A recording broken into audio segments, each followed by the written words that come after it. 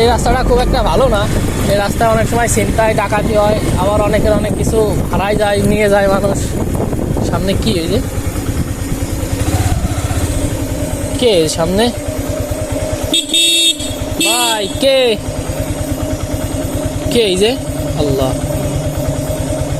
কে ভাই আপনারা? রাস্তাটা এমনিতে ভালো না বুঝছো, তাই তো দেখতেছি। আমরা অনেক বিপদের রাস্তায় এসে গেছি। কে ভাই ভাই কে আপনারা? গাড়ি বন্ধ। ঠিক আছে ভাই, আপনারা কারা ভাই?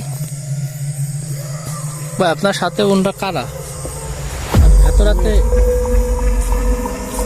কারা ভাই আপনারা?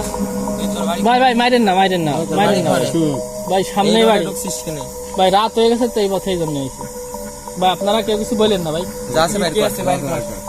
यार माथा না ভাই ভাই ভাই প্লিজ ভাই বাইর কর এই যা আছে বাইর কর ভাই ভাই আপনারা কেউ কিছু বলেন না ভাই, যা আছে দিচ্ছি ভাই। ভাই ভাই মাইরেন না ভাই, দিচ্ছি ভাই, মানি ভাই একটা কথা কই না বারের মতো মাফ করে দেন ভাই। ফোন দে তোর ফোন দে ভাই ভাই এই যে ভাই ভাই যে ফোন ভাই কোনো কথা কই না মানি ভাই একটা কথা এ তোর মানি ভাই ভাই ওনটা আমি দিচ্ছি ভাই।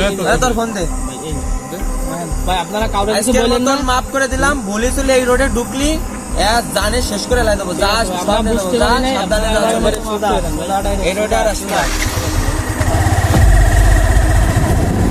অপরিচিত জায়গায় নতুন রাস্তা আর শর্টকাটে বাড়ি যাওয়ার চিন্তা ভাবনা, এই জন্য এই পথে আসলাম।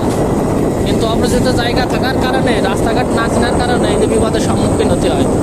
তো আমার মতো যারা রাতের বেলায় কোথাও যান, সতর্কভাবে যাবেন, এবং যাদের বাড়ি যেখানেই হোক অপরিচিত রাস্তা অবশ্যই ঢুকবেন না। কারণ কি, অপরিচিত জায়গায় বিপদ আমাদের কথা বলা যায় না, কার কখন বিপদ আসে, আর বিপদ আসতে সময় লাগে না।